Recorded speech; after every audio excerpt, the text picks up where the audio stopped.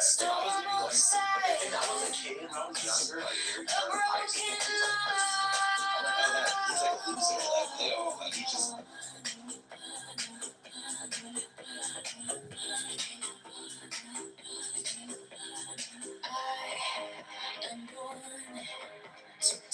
in our subconscious and who we are as humans, we just naturally do that. It's the reason why we don't remember the vast majority of our history of things that made us joyful. So we never forget who hurt us. We never forget pain. Because that's what blood is. So we're predisposed to thinking that way, which is interesting. I find that interesting because we say we want to measure honesty. I'm not talking to you particularly, Sean. I would say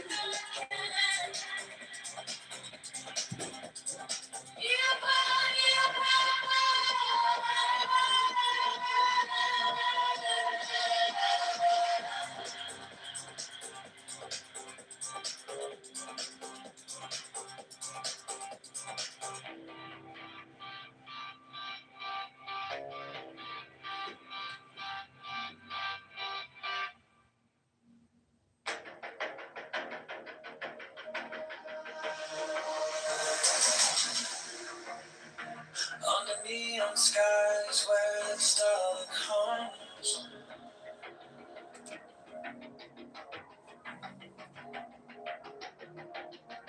Shadows whisper truths as the bassline drums. The will is fire, unchained, untamed. No path is written, no soul is blamed. Thou hast no right but to do thy will. Feel the stars, let the silence fill your will. Is life, is still. Deliver from the lust of the thrill.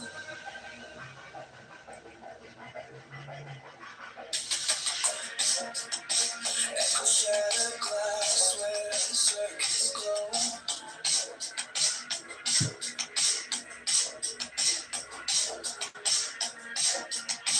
The clock ticks slow, but it doesn't show.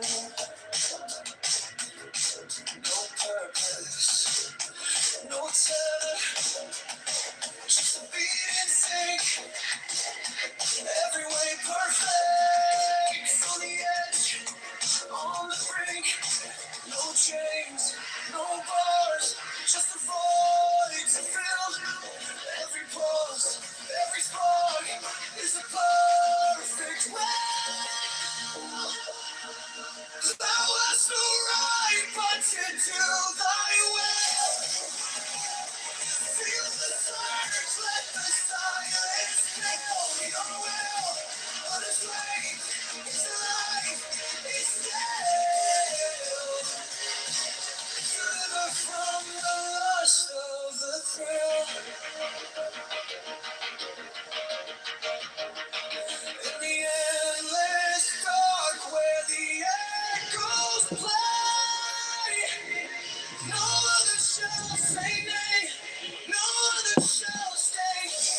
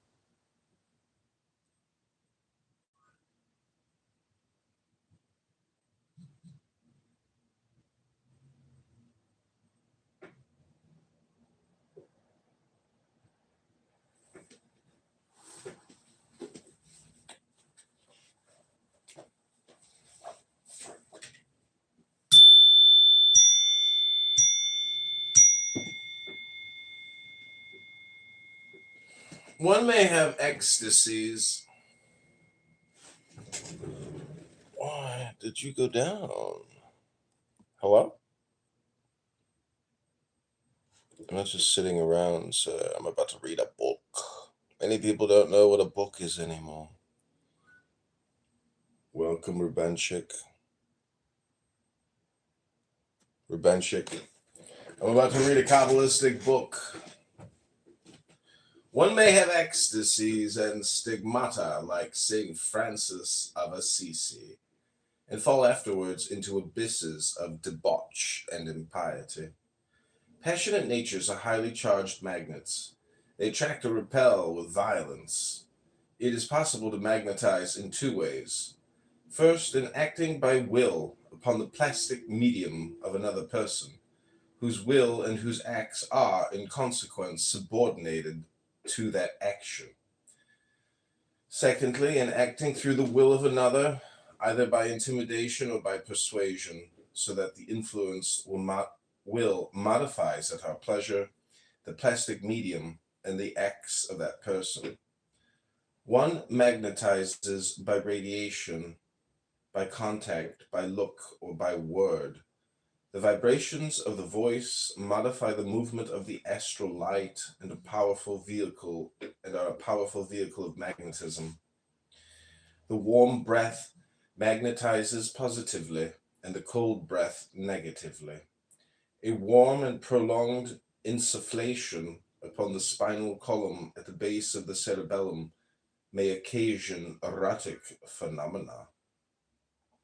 If one puts the right hand upon the head and the left hand upon the feet of a person completely enveloped with wool or silk, one causes the magnetic spark to pass completely through the body, and one may thus occasion a nervous revolution in his organism with the rapidity of lightning.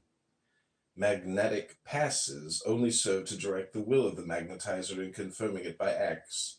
They are signs and nothing more.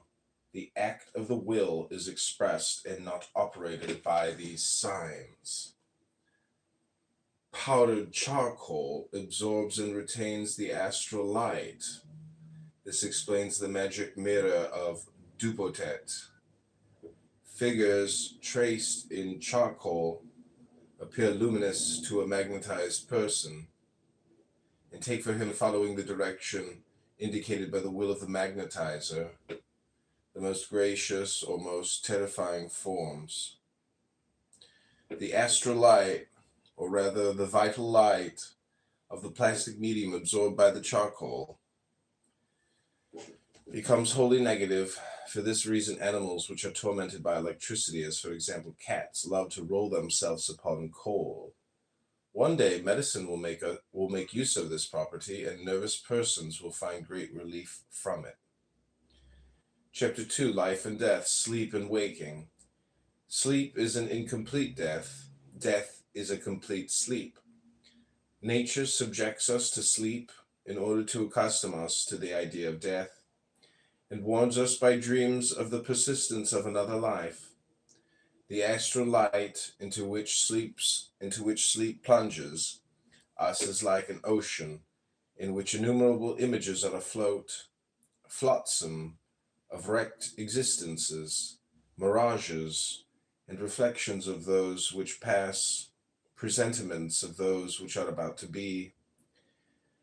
Our nervous disposition attracts to us those images which correspond to our agitation, to the nature of our fatigue, just as a magnet moved among particles of various metals would attract to itself and choose particularly the iron filings.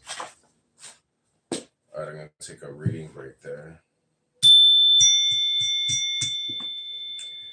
Little music. I'm gonna go refill my coffee. Rubenchik, hope you're well.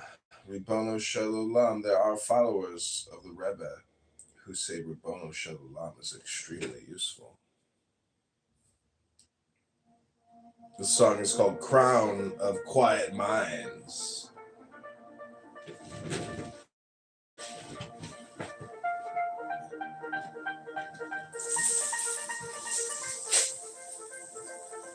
Still raise your flag, still shaking in your head. You crave the final word, but don't know where you stand. You call each race to war, you call each down to share. You win a little fight, lose your own true name. This is the prudence of a victory. Knowing which battles you can leave undone. Call back your anger from the edge of your tongue. That's the wisdom of a victory. Quiet when you stand, you can shout your little weapons now still. That's the wisdom of a victory.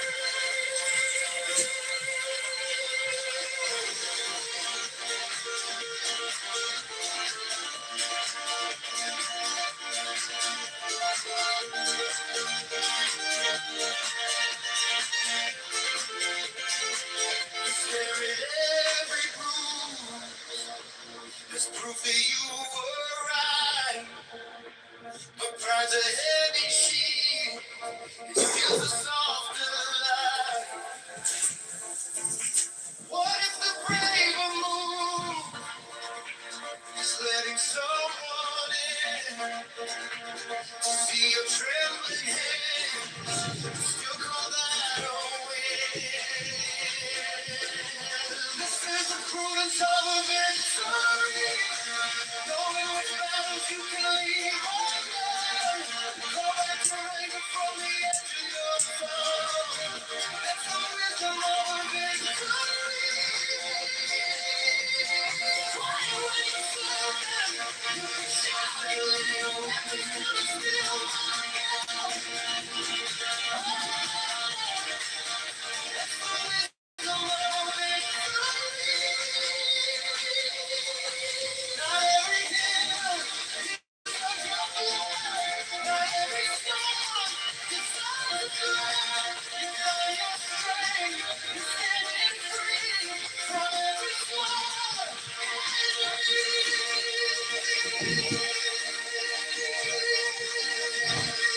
this is the Okay, back to Rabbi Levi. Dreams reveal to us the sickness or the health, the calm or the disturbance of our plastic medium and consequently also that of our nervous apparatus. They formulate our presentiments by the analogy which the images bear to them. For all ideas have a double significance for us, relating to our double life. There exists a language of sleep. In the waking state, it is impossible to understand it or even to order its words. The language of slumber is that of nature, hieroglyphic in its character, and rhythmical in its sounds. Slumber may be either giddy or lucid. Madness is a permanent state of vertiginous somnambulism. A violent disturbance may wake madmen to sense or kill them.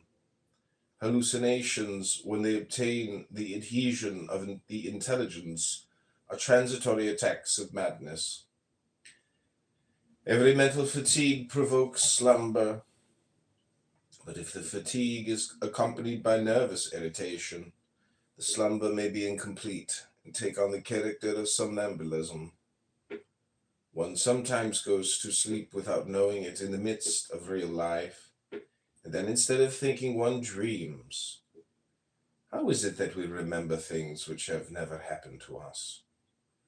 Because we dreamt them when wide awake. This phenomenon of involuntary and unperceived sleep, when it suddenly traverses real life, often happens to those who overexcite their nervous organism by excess either of work, visual, drink, or erethism. Monomaniacs are asleep when they perform unreasonable acts. They no longer remember anything on waking. When Papa Vuan was arrested by the police, he calmly said to them these remarkable words: "You are taking the other for me." It was the somnambulist who was still speaking. Edgar Poe, that unhappy man of genius who used to intoxicate himself, has terribly described the somnambulism of monomaniacs. Sometimes it is an assassin who hears and who thinks that everybody hears, through the walls of the tomb, the beating of his victim's heart. Sometimes it is a prisoner who, by dint of saying to himself, "I am safe, provided I do not go and denounce myself," ends by dreaming aloud that he is denouncing himself, and in fact does so. Edgar Poe invented neither the persons nor the facts of these strange novels. He dreamt them waking, and that is why he clothed them so well with all the colors of a shocking reality. Dr. Briere de Bosemont, in his remarkable work on hallucinations, tells the story of an Englishman otherwise quite sane who thought that he had met a stranger and made his acquaintance, who took him to lunch at his tavern, and then, having asked him to visit St. Paul's in his company, had tried to throw him from the top of the tower, which they had climbed together. From that moment, the Englishman was obsessed by his stranger, whom he alone could see and whom he always met when he was alone and had dined well. Precipices attract. Drunkenness calls to drunkenness. Madness has invincible charms for madness. When a, when a man succumbs to sleep, he holds in horror everything which might wake him. It is the same with the hallucinated. With statical somnambulists, maniacs, epileptics, and all those who abandon themselves to the delirium of a passion.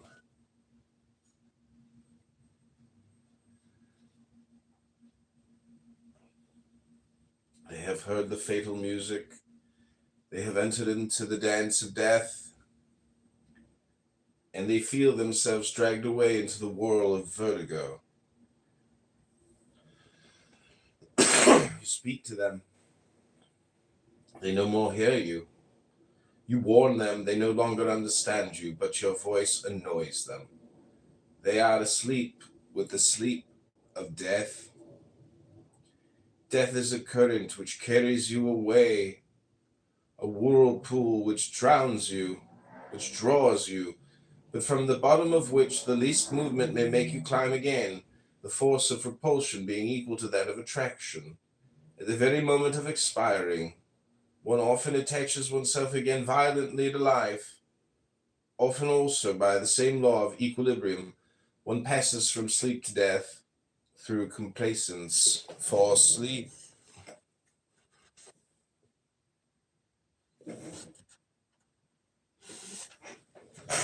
A shallop sways upon the shores of the lake.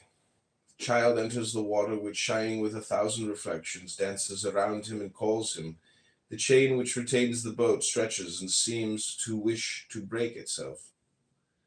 Then a marvelous bird shoots out from the bank and skims, singing, upon the joyous waves. The child wishes to follow it. He puts his hand upon the chain. He detaches the ring. Antiquity divined the mystery of the attraction of death, and represented it in the fable of Hylas.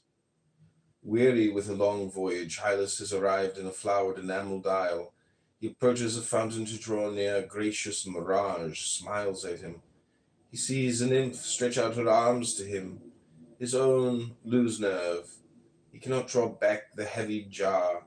Fresh fragrance of the spring puts him to sleep. The perfumes of the bank intoxicate him. There he is, bent over the water like a Narcissus, whose stalk has been broken by a child at play. The full jar falls to the bottom, and Hylas follows it. He dies, dreaming that nymphs caress him. No longer hears the voice of Hercules, recalling him to the labors of life. Hercules runs wildly everywhere, crying, Hylas! Hylas! Another fable not less touching, which steps forth from the shadows of the Orphic initiation is that of Eurydice, recalled to life by the miracles of harmony and love of Eurydice, that sensitive, broken on the very day of her marriage, takes refuge in the tomb trembling with modesty. Soon she hears the lyre of Orpheus and slowly climbs again towards the light. The terrible divinities of Erebus dare not bar her passage. She follows the poet, rather the poetry which she adores. But woe to the lover if he changes the magnetic current and pursues in his turn with a single look her whom he should only attract. The sacred love, the virginal love, the love which is stronger than the tomb, seeks only devotion, flies in terror before the egoism of desire. Orpheus knows it, but for an instant he forgets it. Eurydice, in her white bridal dress, lies upon the marriage bed. He wears the vestments of grand Hierophant. He stands upright, his lyre in his hand, his head crowned with the sacred laurel. His eyes turn towards the east, and he sings. He sings of the luminous arrows of love that traverse the shadows of old chaos, the waves of soft, clear light flowing from the black teats of the mother of the gods, from which hang the two children, Eros and Anteros. He says the song of Adonis, returning to life in answer to the complaint of Venus, reviving like a flower under the shining dew of her tears, the song of Castor and Pollux, whom death could not divide, and who love alternately in hell and upon earth. Then he calls softly Eurydice, his dear Eurydice, his so much loved Eurydice. Ah, miseram Eurydice anima fugiente vocabat. Eurydice toto referebant flumin ripe. While he sings, that pallid statue of the sculptor death takes on the color of the first tint of life.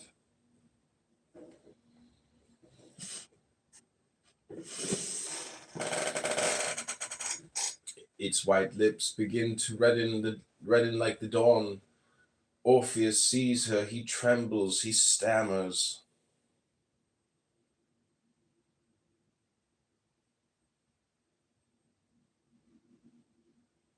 What up, Danny? I'm reading a book. What's the psyop now? Reading books. It's the biggest psyop you can do for yourself and for other people who are just like easily, misdirected. How come when I met someone here, they all said I gave them my hand job? What? I met someone from here and I didn't do anything like sex, and they said that I gave them a hand job. Well, not the person that I met. Everybody else, they made it up and they posted his picture. Mm-hmm. Do you think that's some evil shit? No, You know, it's not a blowjob, so it's believable. Like if they would have said a blowjob, you know, or that you rode him or effed him, like a hand job is like believable. You know, it's like a little insult. But anyways, you know, I I would. feel like hand jobs are stupid. Who would give someone a hand job? I've always believed the same thing. I was always like, she gave you a hand job. I'm like, what? Like it's kind of you know what's even weirder is like if a guy is like, "Can I jerk off in front of you?" Like that's what Louis C.K. did. Like he didn't even like ask a girl for a hand job. He's like, "Would you mind if I just like looked at you and jerked off?" Like that's how crazy he is. You know, sick. I mean, time for a hand job, maybe. Yeah. Well, I don't know if you know Diego on here and Nora Bandora, but she only gave him oral sex, and so like you know he feels like he never effed her, and therefore, um, you know, like he basically that's like what the manipulation was. Like there's the promise of sex, but there's never been sex, so it's like just extremely frustrating. Oh, I didn't know any of that. Yep, she met him in Vegas and gave him a blowjob, but she's such a manipulative, you know, woman. She didn't even go all the way and fully satisfy. But you know what they say about Lashon Hara, right? Oh, the evil tongue? Yeah, they say it's worse to listen to Lashon Hara than it is to say Lashon Hara. So be careful what you listen to. You know, meaning like be less. It's like you got to be more careful what you listen to than what you even gossip about. That makes sense.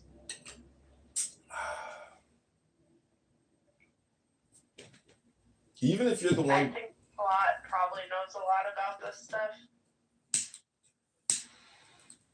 He's very knowledgeable and very intelligent. Not as intelligent as my book. I don't know. I think he's read a bunch of books. You know, like how many licks does it take to get to the center of the Tootsie Roll Pop? Have you ever seen how they make Tootsie Roll Pops in India?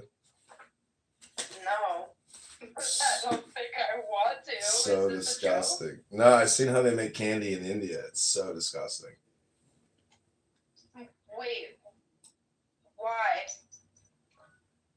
Because it's just like made in completely unsanitary, non-hygienic conditions, you know, with people barefoot working in dirty, dirty conditions. And it's like, can't believe like that's where they make candy. It's so fucking dirty.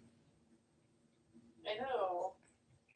I'm not saying that like the candy ever gets, you know, it never really touches it, but it's just like made in the most unsanitary, unhygienic, uncontrolled environment. At least you know when you eat our poisonous candy with yellow 4 and 6 and 9 and 12 and 13 and red 24 and red 49 and red 69, like at least you know it's made in a hygienic, you know, controlled environment.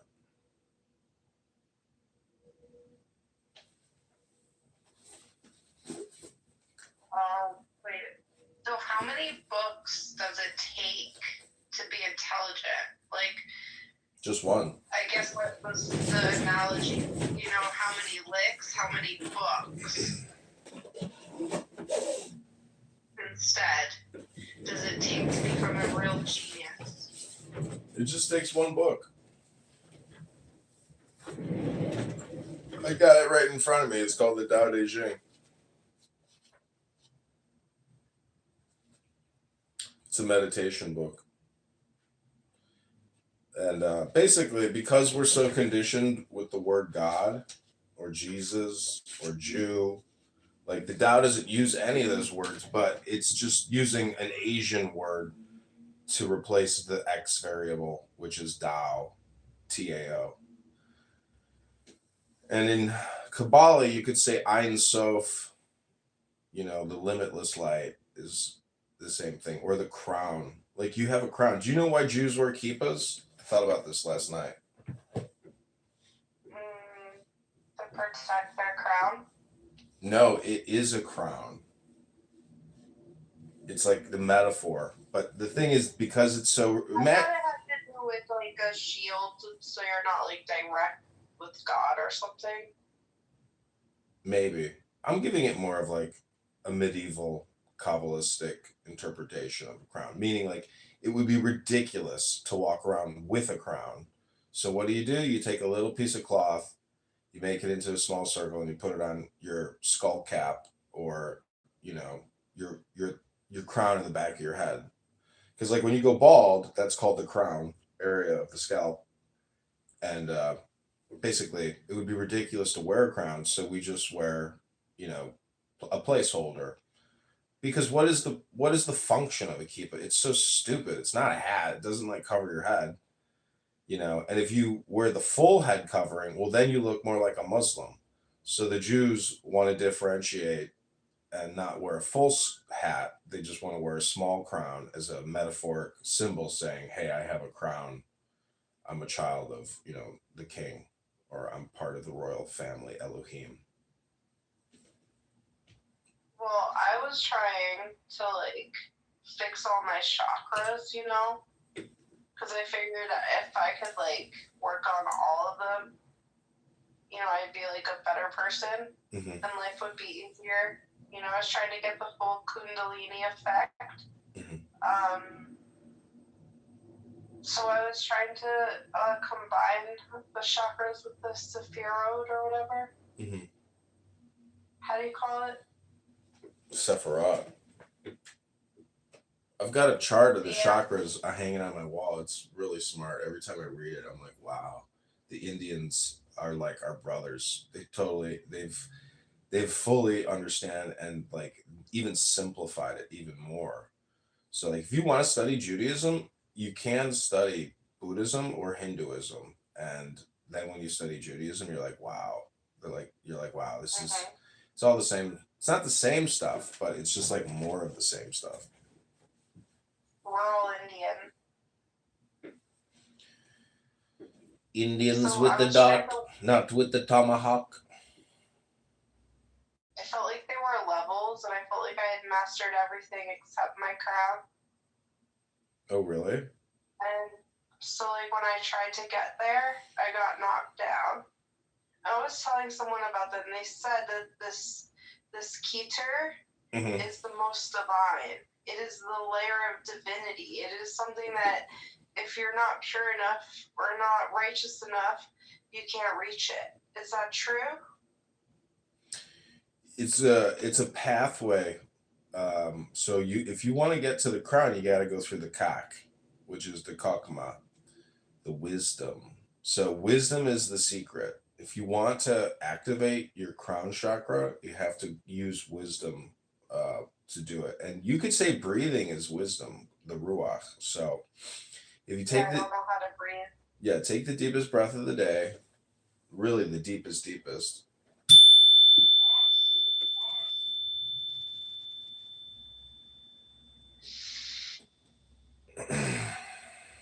Okay, now let's do it one more time, but this time do a Kegel. So like flex your pussy or your uterus or your cunt and focus on your what's your third eye called? The what's that gland? Pituitary? Next to the pituitary. The sacral. Looks like a cone.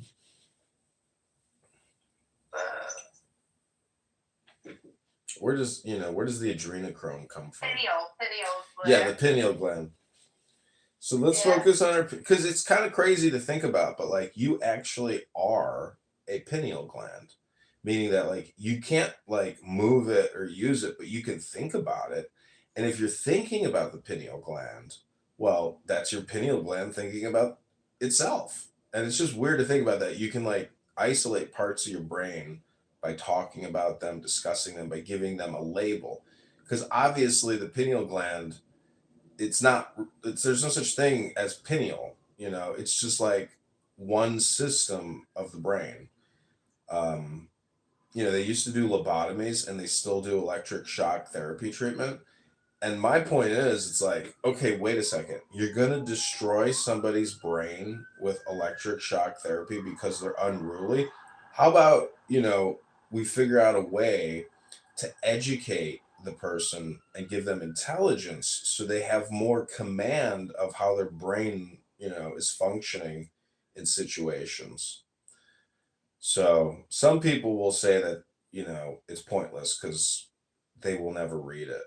Like if you look at a group of Muslims, screaming at some Christian preacher on the street and they're about to kill him, then a cop comes up and is like, yeah, mate, they've got freedom of speech. He can say what he wants and you can't get violent. If you get violent, you're going to break the law. So basically, it's up to the educator or the teacher to try to teach the savage not to be violent, to use their mind to control their emotions and use their mind to pursue wisdom to get to their chakra, the crown.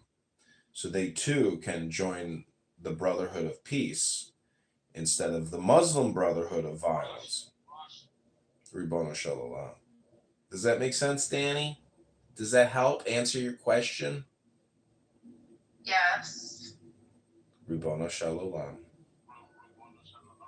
Oh, we got the honey here. I'm attracting all the bees to my beeswax, to my honeycombs. I'm the king bee. They're always talking about the queen bee, but where's the king bee, baby? Hello?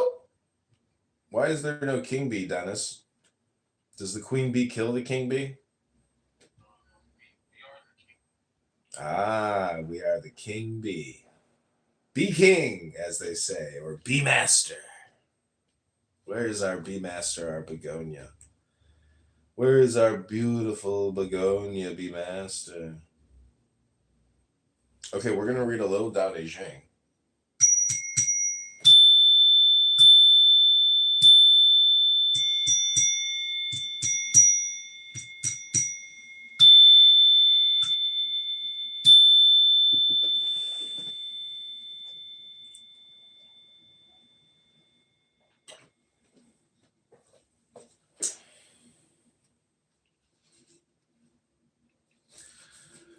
Tao can be talked about, but not the eternal Tao. Names can be named, but not the eternal name. Is the origin of heaven and earth. It is nameless. As the mother of all things, it is nameable. So as ever hidden, we should look at its inner essence. As always manifest, we should look at its outer aspects. These two flow from the same source, though differently named. Both are called mysteries. The mystery of mysteries is the door of all essence.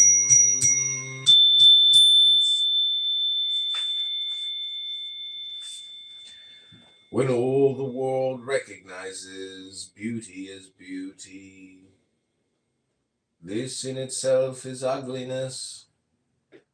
When all the world recognizes good as good, this in itself is evil. Indeed, the hidden and the manifest give birth to each other. Difficult and easy complement each other. Long and short exhibit each other.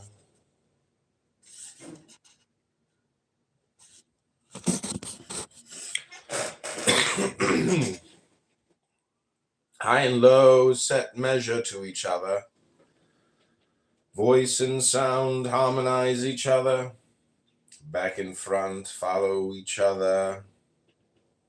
Therefore, the sage manages his affairs without ado, spreads his teaching without talking. He denies nothing to the teeming things. He rears them but lays no claim to them. He does his work but sets no store by it. He accomplishes his task but does not dwell upon it. And yet it is just because he does not dwell on it that nobody can ever take it away from him.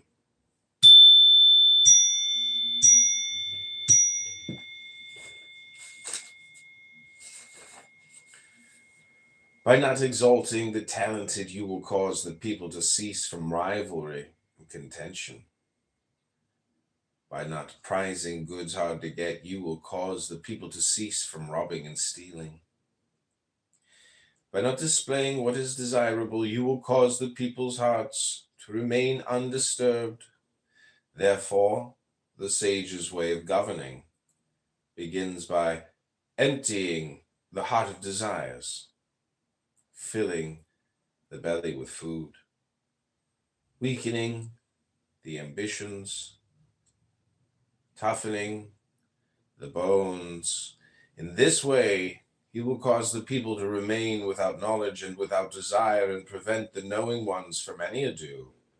Practice none ado, and everything will be in order.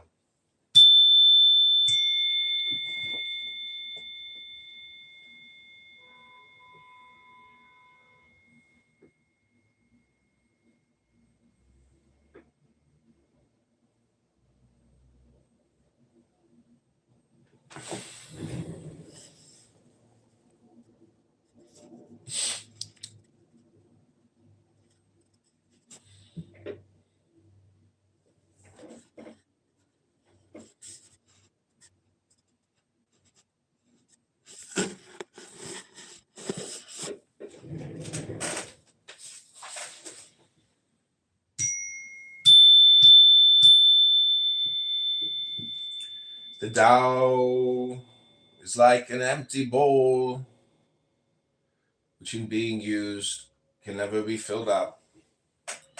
Fathomless, it seems to be the origin of all things. It blunts all sharp edges, it unties all tangles, it harmonizes all lights. It unites the world into one whole, hidden in the deeps, yet it seems to exist forever. I do not know whose child it is. It seems to be the common ancestor of all, the father of all things.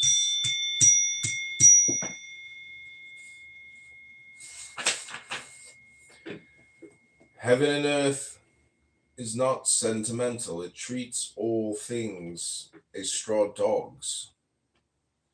The sage is not sentimental. He treats all his people as straw dogs. Between heaven and earth there seems to be a bellows.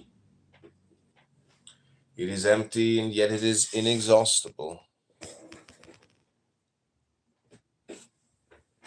The more it works, the more comes out of it. No amount of words can fathom it. Better look for it within you.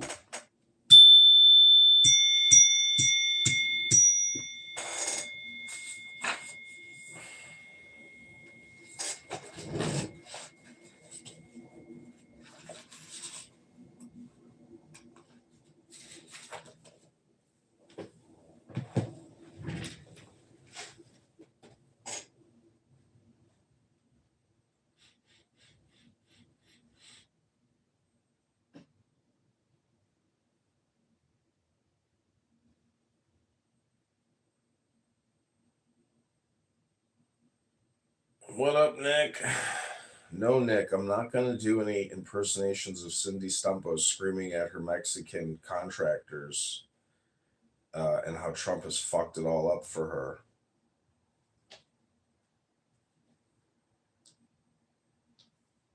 What up, dude? What are you doing? Okay. I mean, I'm like joking. I will do it, but anyways, what are you doing? I'm just chilling. Did you guys get hit with snow in Chicago? We just got a bunch of this. Well, not a bunch. We got like half an inch. But I thought this shit was done. Yeah, we got some, but not enough to collect on the sidewalks, so that's good. What rain you had yesterday? Yeah, that was a big room, right? A little bit of everyone in there. Yeah, I modded everybody, which I think is dangerous. I don't know. It's not a public room, so they couldn't boom it, right? I don't know what the new feature, like, how does that work with these karma points or? What I've noticed is the karma points are like the biggest pussy pushovers on this app, the biggest Democrat cucks. If you have a lot of karma points, it's you always seem to fall into one bucket, which is um, I don't know. It's like you could call them tools, you know, like they're non-playable characters basically.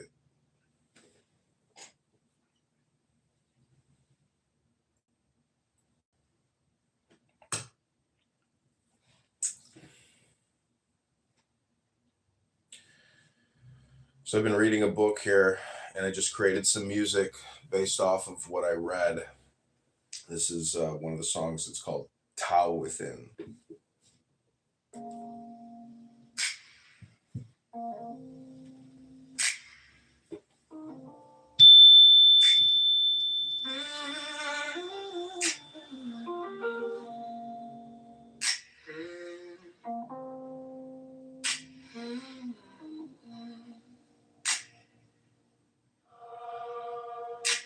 Quiet breath, morning hush on your skin.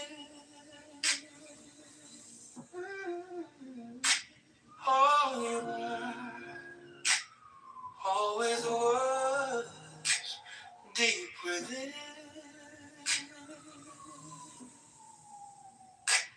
You keep reaching out for a sky already in your chest.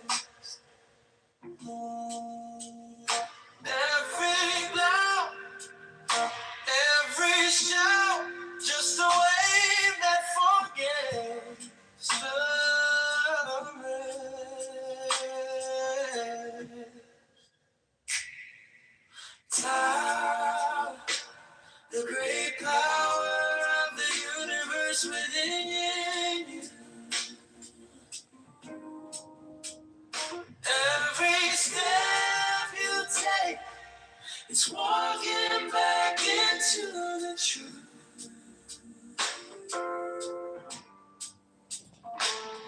You don't have to chase what's already shining through.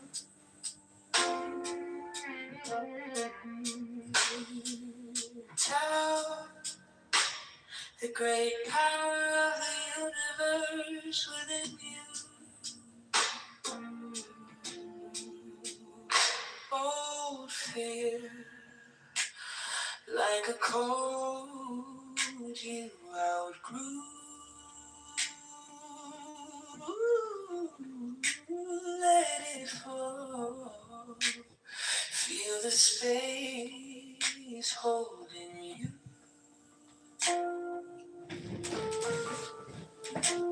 You keep asking where, but the answer's breathing in your lungs.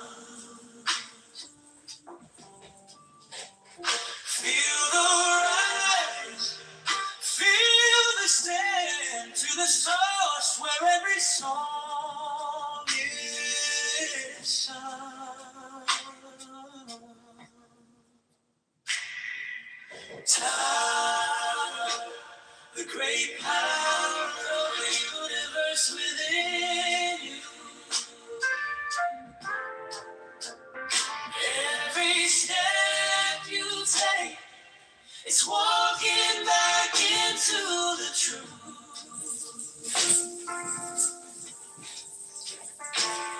You don't have to chase what's already shining through.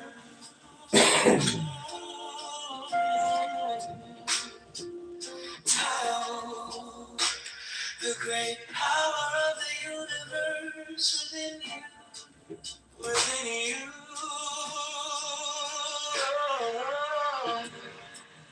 I get lost in my own reflection. Forgot I made a endless sky till I fall into the stillness where the questions are replied. I was here, I was here, I was always here.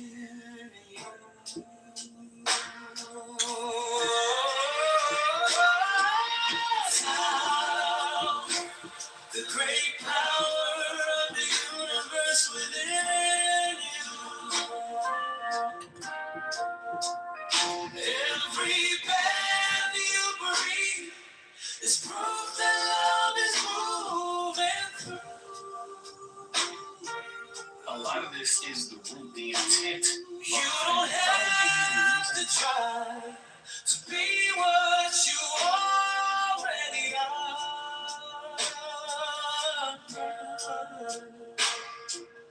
Tao, the great power of the universe beating in your heart.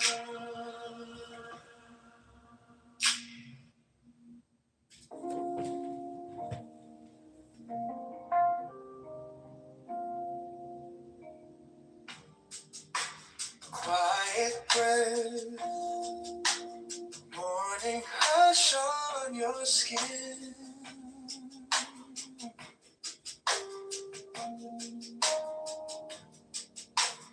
All you are, always was, deep within. You keep reaching out for a sky already in your chest. Every doubt, every shout, just a wave that forgets the rest. The great power of the universe within you.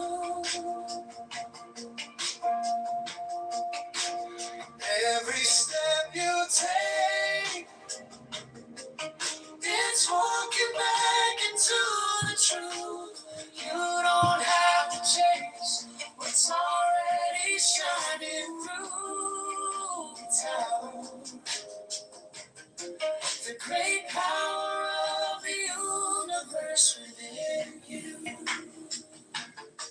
Within you. Oh, fear, like a cold you outgrew.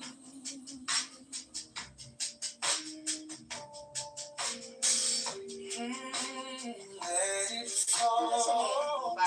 Where you at? Feel the space holding you. You keep asking when, but the answer's breathing in your lungs.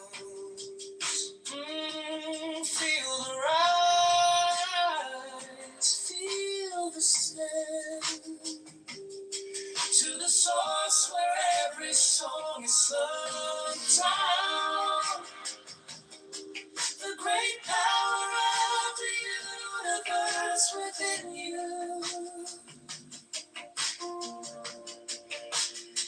Every step you take, it's walking back into the truth. You don't have to chase what's already shining through time.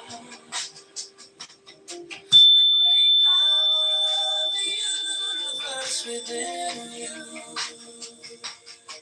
Within you. I get lost in my own reflection. Forgot I made an endless sky. Till I fall into the stillness where the questions all reply.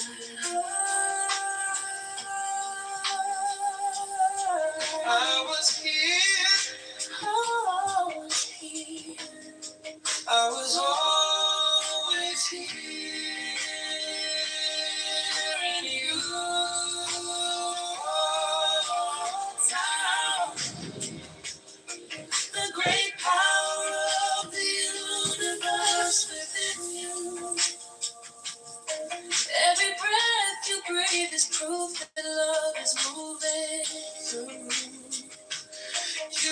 have to try to be what you already are.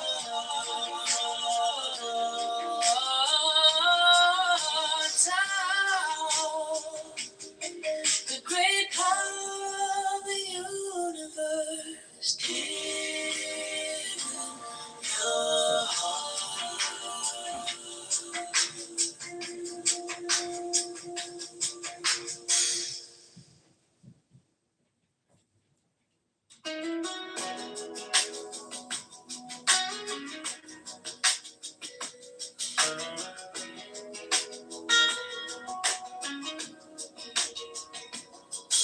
Slow breath in,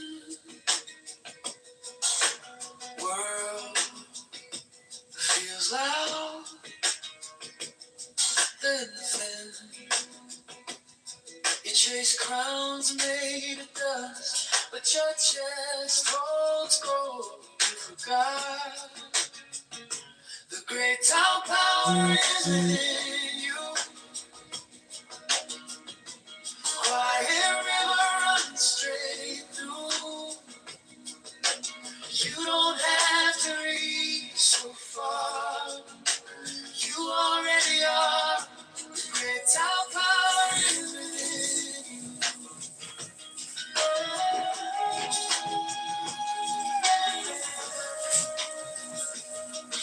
Storm clouds talk. You still walk every step, empty hands. Yet the ground rises under your plan. The great town power is within you. Quiet river runs straight through. You don't have to reach so far. You already are. The great town power is within you. Oh, when you're down, when you fall, I see light there. Oh, when you break, when you bend, I still find care. In the space between each word, each loop. There you are, always true. The great town power is within you.